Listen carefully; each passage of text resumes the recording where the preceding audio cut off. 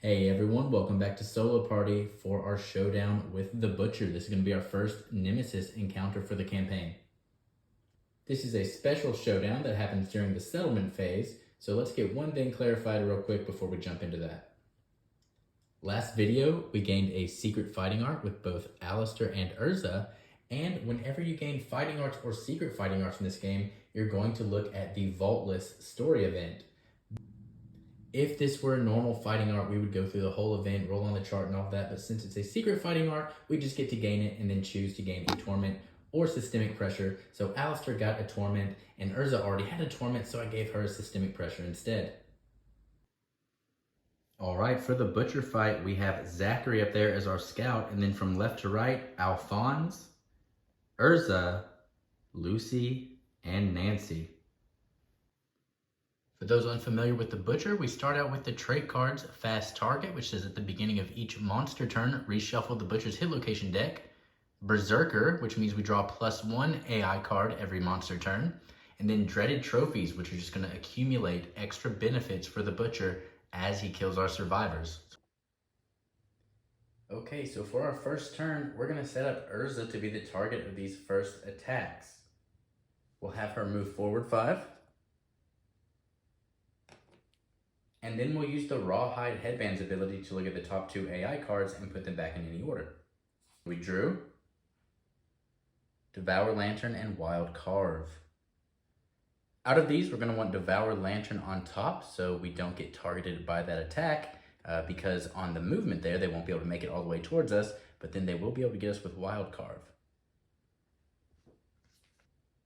After that, Lucy and Nancy are going to move up into the tall grass and hide.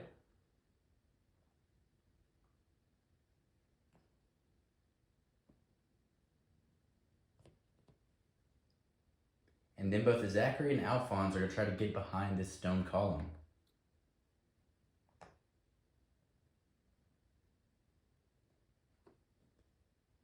And that'll take it over to the Butcher's turn, and so we know with the Devour Lantern, all they're going to be able to do is just move forward towards Urza for that.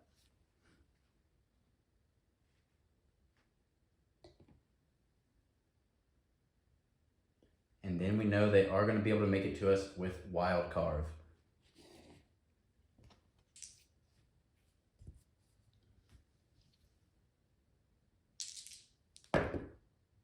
And that's going to be 2 misses. So we don't have to worry about that bleed since we didn't take any damage. And then there's a flow icon right before all survivors adjacent to the monster suffer 1 damage to a random hit location and gain 1 bleeding token. So for Urza to avoid that, we're going to actually spend a survival now to dash.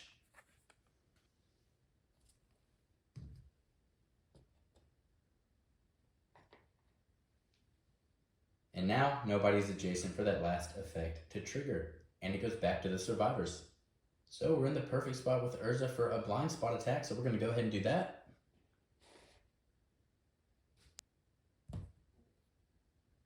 And now Urza is going to hit on a 5 or higher. Okay, got a cocked eye. Okay, so we drew 2 hit locations, both of which are reflexes, and it looks like one's going to just bash us and then full move towards the farthest, and the other's going to bash us and knock us back 5, as well as Lucy here. And so let's start with the Furious Crown. We're adding 6 strength to this roll. And the Butcher has a toughness of 9, so a 3 or higher will wound. And a 3 does it. And then the Furious Crown reflex is going to knock us down and then unfortunately move here and also knock down Alphonse. Next, we're going to have Zachary move out of the way and then attack with the Bone Darts.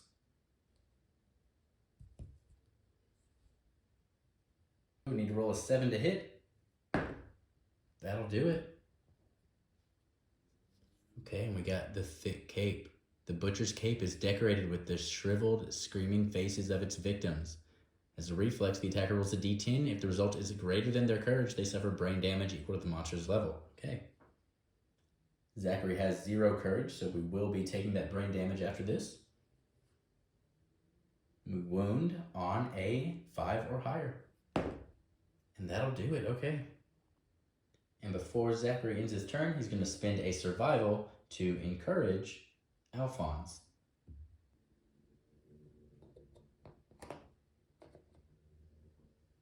Now with Alphonse up, we'll swing around the backside and make a blind spot attack. And we'll hit on 6 or higher. Well, 2 perfect hits will definitely do it. Okay, and so we drew both an impervious and a super dense location.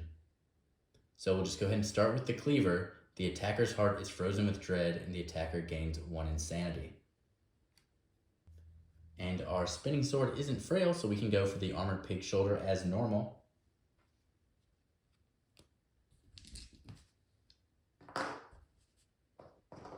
We have 4 strength, so 5 or higher will get it done. There we go. Next, I'll have Lucy make a blind spot attack. We're going to hit on 5 or higher. Okay, 2 hits. And we drew the other cleaver and the furious scrag. So we'll go ahead and just gain that insanity from the cleaver.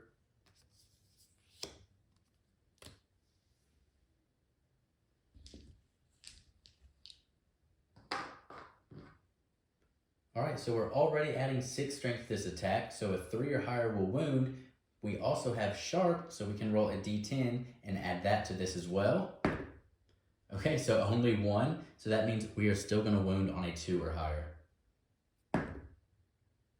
Okay, and we got a lantern crit on the only location the Butcher has that can be crit. The Butcher is shocked. You may gain the Mighty Strike fighting art. Faultless. As you walk the winding, high-walled thought path, you feel the border approaching. Explore the maze or press through the barrier. Okay, so since we got that option to get the Mighty Strike fighting art, we have to go through Vaultless to do that. So if we explore the maze, we just get to roll a d10, but if we want to press through, we have to gain a systemic pressure and roll, and then we're even still only going to get the fighting art on an 8 or higher with that one. It's a good fighting art though, so I think we want to roll on it. A 2 through 7 is nothing, and a 1 is really the only bad roll, but we will be gaining a systemic pressure with Lucy. And 8 or higher would be good. Okay, so just a 2. Your limbs depart your body. Your fingers and toes float loose in a void. Each digit experiences a piece of incomprehensible capacity. Your disembodied mind comprehends, but you cannot pull the pieces back together. The experience ends. Okay, the Butcher has a really small hit location deck, so I'm hesitant to continue on with making attacks. So, we're just going to have Nancy hide in the tall grass. Or, well, Nancy should still be hidden as long as she doesn't leave, so we'll just scoot her up 1, hide, and pass it over to the Butcher. At the start of his turn, he's a fast target, so we are going to reshuffle the hit location deck. Okay, the first card is the Butcher's Roar. All non-death survivors, so that will be all of us. Intimidate all targets. Roll a d10 for each target. On a result of 4 or higher, the target suffers 1 brain damage per monster level and is knocked down. So we'll start with Alphonse. Okay, Alphonse is good. Then Urza. Okay, Urza takes a brain damage. Then Lucy. Brain damage and knockdown. Nancy.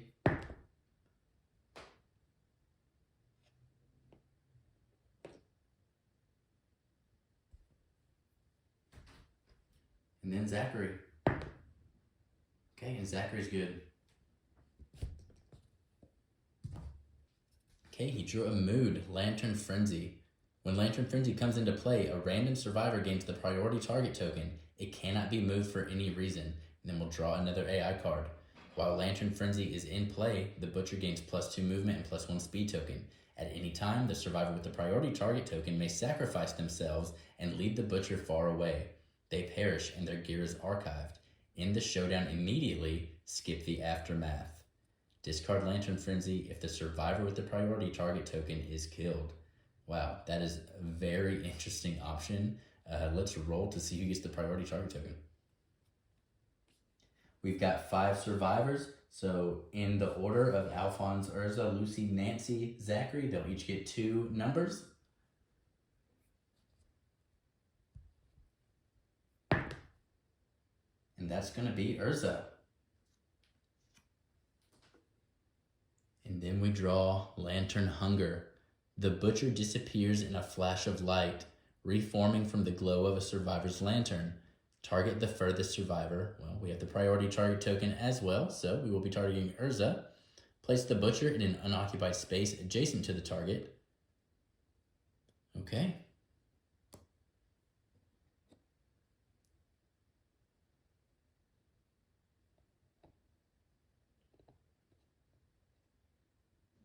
Go right there.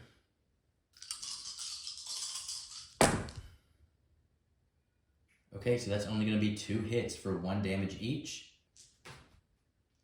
to the waist and the leg. So the Butcher did a lot there, but as long as Ursa stays alive, that mood will stay in play, and that's effectively 1 HP less that we have to knock off of the Butcher. So I think the first thing we want to do is make sure Urza gets in this tall grass for the extra evasion.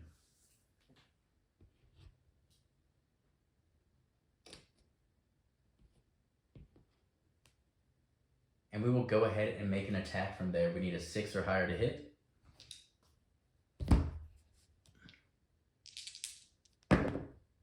One hit.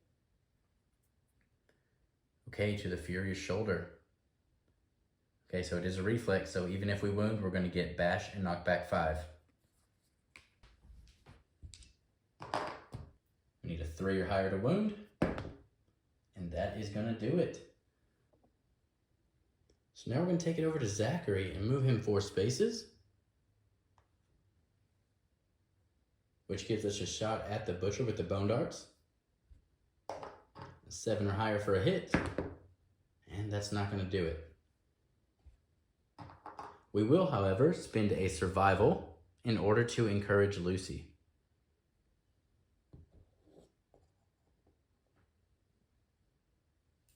Then Lucy is going to go in for a blind spot attack.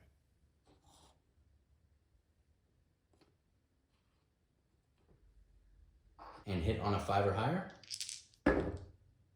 So 2 hits. We drew the Furious Gauntlet and the Furious Greaves. And we're going to start with the Furious Gauntlet. So roll for sharp. So add 9. So anything is going to wound. 2 9s will take them. And then the Furious Greaves is going to be a reflex. Full move towards the attacker. Don't move if already adjacent. So we're not going to move. And hopefully we hit this again. So let's roll for sharp. And yeah, we cannot miss.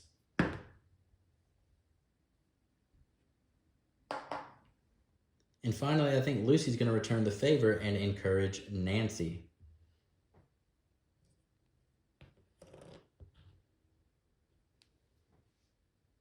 Then we'll have Alphonse go. And slide in over the side in the tall grass still. And attack with the spinning sword, 7 or higher to hit. Okay, 2 misses. And with that, Nancy will go.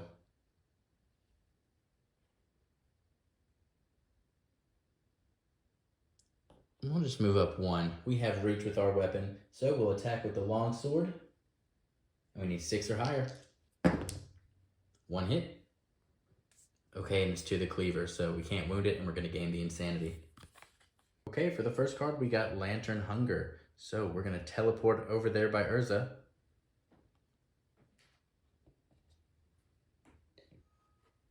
So this is going to be another 5-speed attack that hits on a 7 or higher.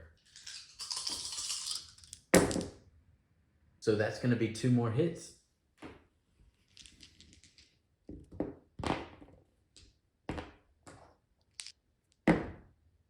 To the body.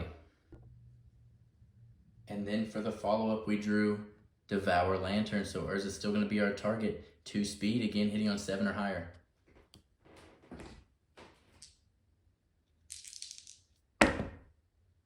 One hit.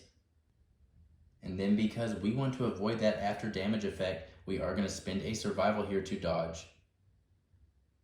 And that'll be it for the Butcher.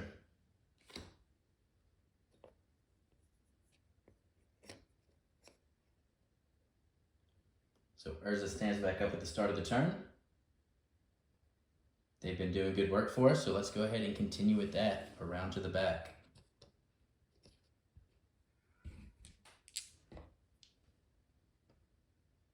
We're hitting on a 5 or higher. We're going to spend our last survival with Urza to dash into the tall grass.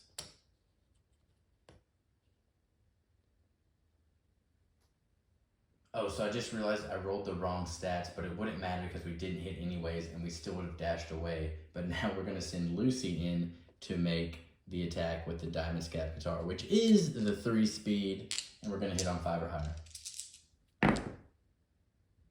Oh, I'd love to keep that 7, but it is cocked because those are 2 1s. Let's see. Okay, we did get the 1 hit. Okay, and we're going for the thick cape.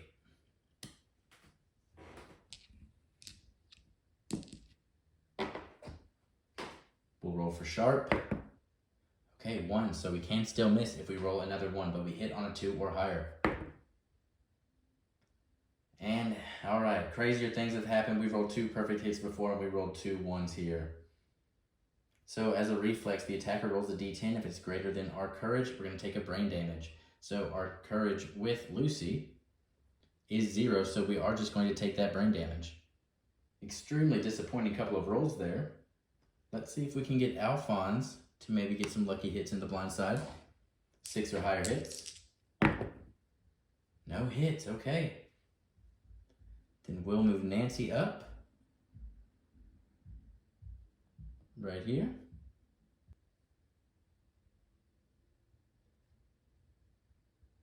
Our scout moves forward 4. And we are just in range to be able to at least make an attack with the bone dart. So 7 or higher hits. Okay, rolled right on it. Into the Furious Gut. We got something if we wound or if we fail. A 5 or higher will wound. Okay, we did get the wound. And on a wound, the Butcher is knocked down. All survivors gain +1 courage. Not going to matter much because that was our last attack, so he's just going to stand right back up at the start of his turn, but we all will gain 1 courage.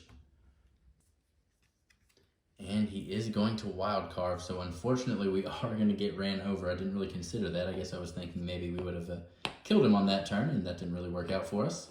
So both of them get bashed as they get ran over. And then it's a 2-speed attack, but it's only going to be hitting on a 9 or higher since we're in the tall grass. Okay, did manage to get 1. We are out of survival, so we are just taking it to the foot. And then the after damage effect gives us a bleeding token. And then all survivors adjacent to the monster suffer a damage to a random hit location and gain a bleeding token. All right, so another one for Urza. And then we'll do this in order. Urza, Alphonse, Lucy.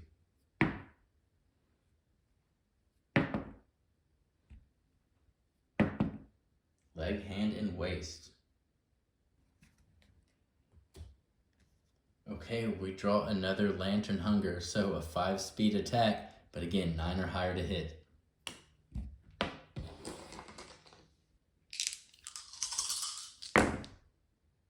And all of them miss. That's perfect for us. And it's going to go back to the survivor turn.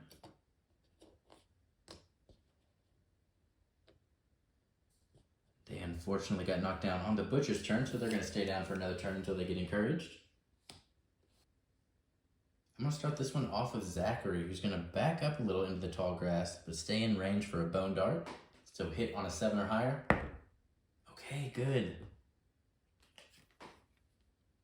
Into the Furious Vambraces. So if we fail, we have a reaction, but we hit on a 5 or higher.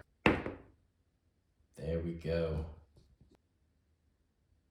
The next, we're just gonna have Urza stand her ground and make an attack right in his face.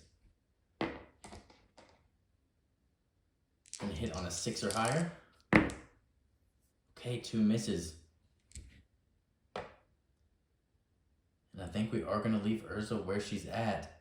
And then we can go ahead and attack where we are with Nancy as well because we have reach. So 7 or higher to hit. That's 1 hit and a cocked die. So a 1 hit. To the Furious Bellow.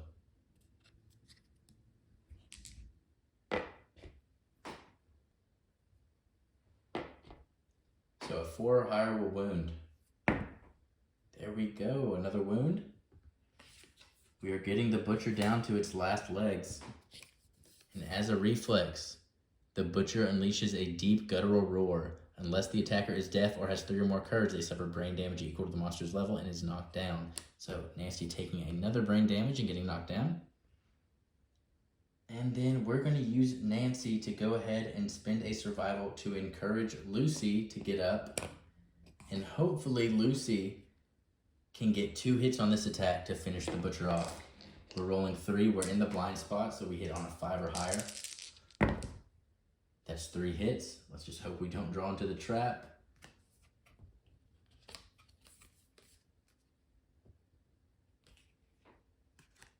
Okay, drawing 3. We got a good little spread.